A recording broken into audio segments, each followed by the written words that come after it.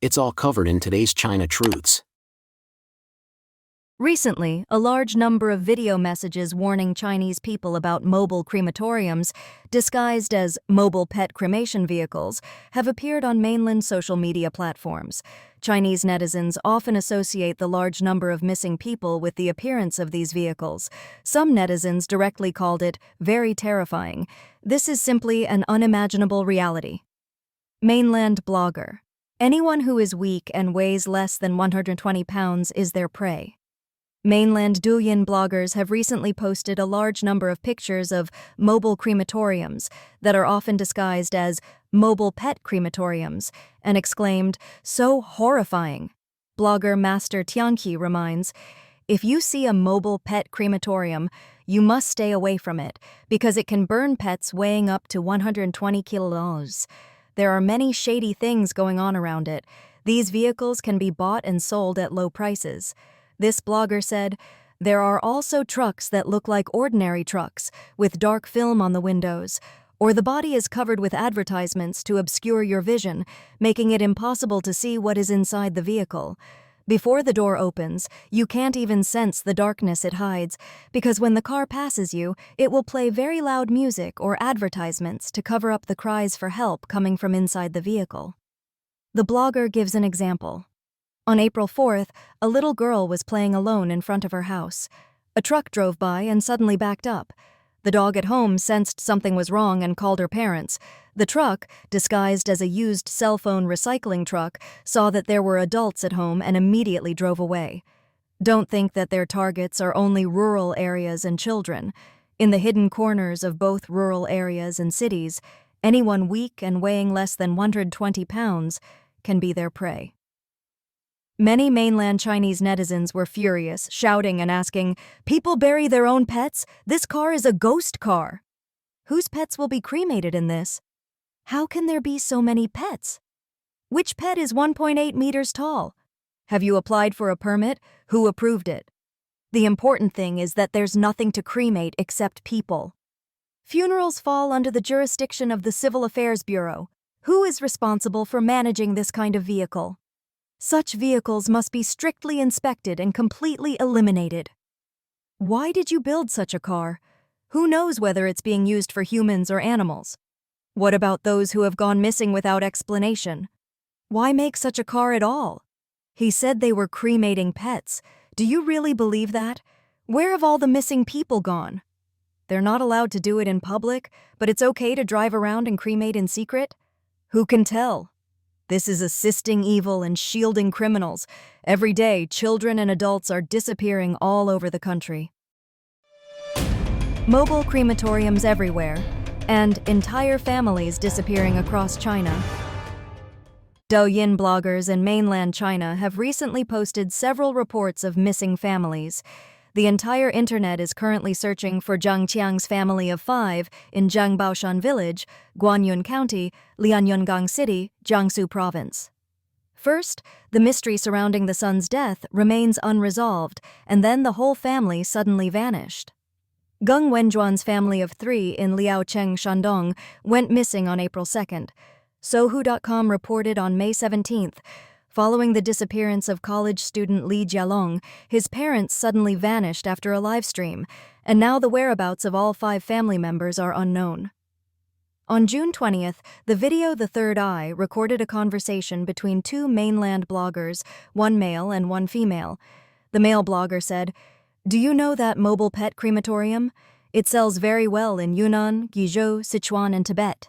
The other person said that he had seen many such pet crematoriums online, but had not seen them in his own area. "Do you know when this kind of vehicle is used? In the middle of the night," the male blogger replied, adding that the vehicle is not expensive. "This thing can carry quite a bit. It has a refrigerator inside and a generator in the back that can produce electricity on site. It can fit anyone under 1.7 meters tall."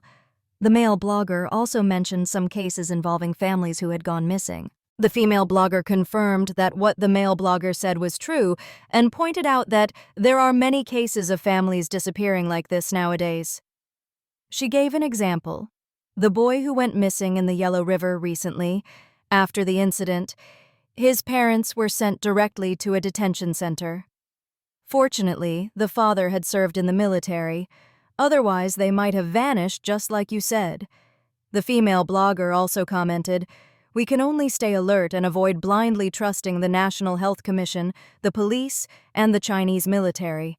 The male blogger responded, "It's the entire industrial chain of China."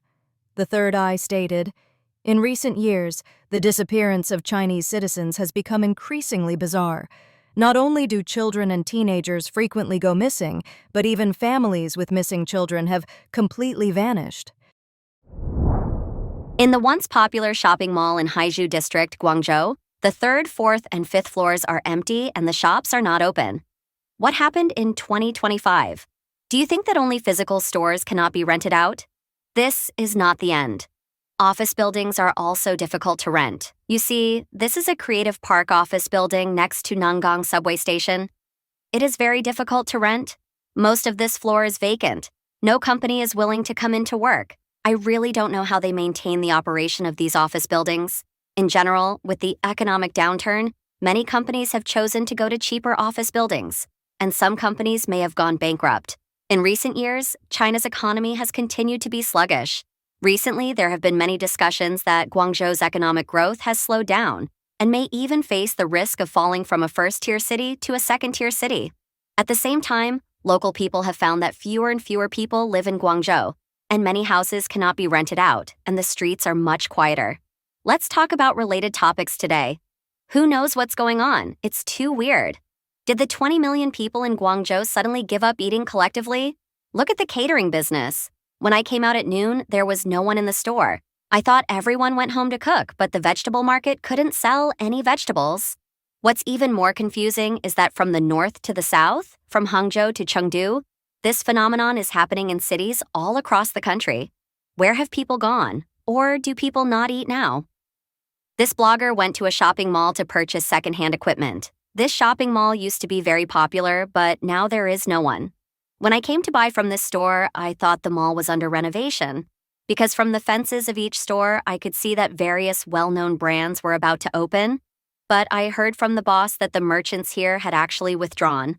Although the location of this mall is good and the boss has signed a 3-year contract, there has been no traffic since the second half of last year. Generally, when we say there is no traffic, we mean that there are fewer people, but this mall is very strange, almost empty. The malls that I have seen before were all empty on a whole floor, but this mall has no people on all 3 floors. Especially in April, everyone said where the people went and no one came out to consume. Guangzhou native Liao Jianhao is pessimistic about Guangzhou's economic prospects. He told Radio Free Asia, "Many shops in the city are closed and a large number of migrant workers have lost their jobs and returned home. Those houses are not rented." He believes that Guangzhou's economy has regressed 20 years. He said, "The economy in 2015 was much better than it is now. The current economic level is about the same as in 2005, which is more realistic. The Shangju Road pedestrian street in Liwan District, Guangzhou, is famous both at home and abroad." However, the blogger noticed that many shops on this street were closed, which surprised him. This video takes everyone to see the current situation of Guangzhou's famous Shangju pedestrian street. First, let's talk about the current time. It is 5:23 p.m. on April 22, 2025. We can see that many shops on Shangju Road and Shangju have closed down. They are not temporarily closed, but closed for good because their signs have been removed. See not only on this side, but also on that side. And it is not just 1 or 2 shops that have closed, but many shops. When I saw it for the first time, I was surprised. You know, this is Shangju Road in the famous Shangju in Guangzhou. Looking at this row, I don't know what happened. If it were other roads, it would be understandable. But as Shangju Road is a pedestrian street, it is a bit unreasonable. Why has it fallen to this? In the past, it could be said that it was difficult to find a shop, which also made the rent of shops here soar to 100,000 yuan a month. At that time, even if some shops closed down, they were quickly taken over by the next buyer. But now you can see that many shops are not rented, and I don't understand. Zhujiang New Town is located in the west of Tianhe District, Guangzhou. It is an important commercial activity center in South China. Many landmark buildings in Guangzhou, such as the Guangzhou Jodefu Financial Center and the Guangzhou International Financial Center, are located here. But the current situation there is not optimistic. Now it is near the Tankun subway station in the East District of Zhujiang New Town. We see that 2 shops across the street have closed down. It is more obvious here. The ones that have closed down are investment securities companies and real estate agencies. Even the shop that used to sell high-end red wine, foreign wine, and bird's nest has shrunk to such a small size. This is the subway exit. The vacancy rate of shops on the neighboring street is so high. Then let's see who the survivors are. You see, such a large shop is in the medical beauty industry and the tea industry. The actual situation is similar to the information I have come across. In the past 2 years, a large number of financial and real estate agencies have gone bankrupt. In fact, the consumption or investment of many rich people has also been affected. We can see that many high-consumption stores have gradually closed down. I even saw many auction and pawn shops entering Zhujiang New Town. It seems that everyone is a little short of money now. The takeaway brother Axuan found that many stores have closed down, especially those in the catering industry. This used to be a Northeast dumpling store with many orders, 200 or 300 orders a day, but it has also closed down. It has been vacant for more than 2 months, but has not been rented out. This is a shared kitchen on the 2nd floor. There is no dining room. It is all online business, which is what you call a takeaway store. I have witnessed the process from the initial full occupancy of dozens or 20 stores to the current sparse occupancy of only a few. Shangju also closed down, and Michengqingnian also closed down. Guangzhou is really terrible. Now the bankruptcy rate of physical stores is as high as 80%. What is the concept? It means that if you go shopping, there are 100 stores on a street, and only 4 stores will remain after a year. This is what a lone customer in Guangzhou said to me today. He said that at the peak he opened 8 stores in Guangzhou, but now there is only 1 left. There are fewer and fewer physical stores, and there are fewer fireworks in Guangzhou. Let's take a look at the urban area of Panyu, Guangzhou. Why is it so desolate? It feels like many stores are basically closed and you can't see many people on the street.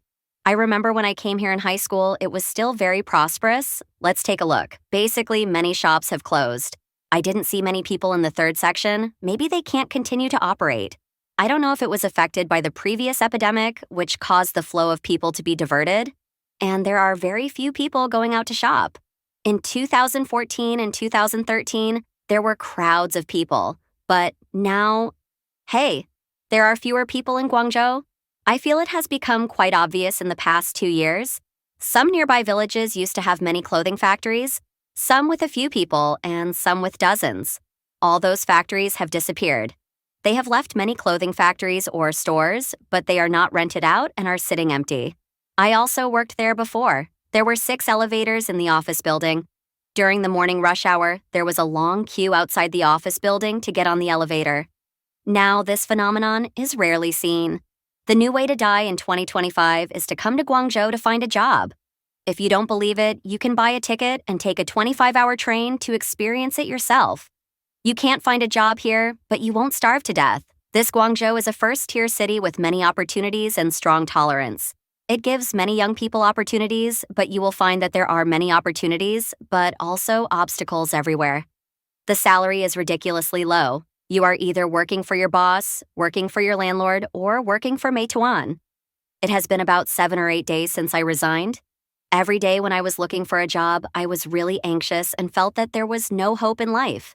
You want to work hard, but you don't know where to start, and then you can only watch your savings decrease and your mood gets worse and worse. Today is my last day in Guangzhou. Tomorrow I will go to Xinjiang to help farmers and see if I can find the ultimate value of life.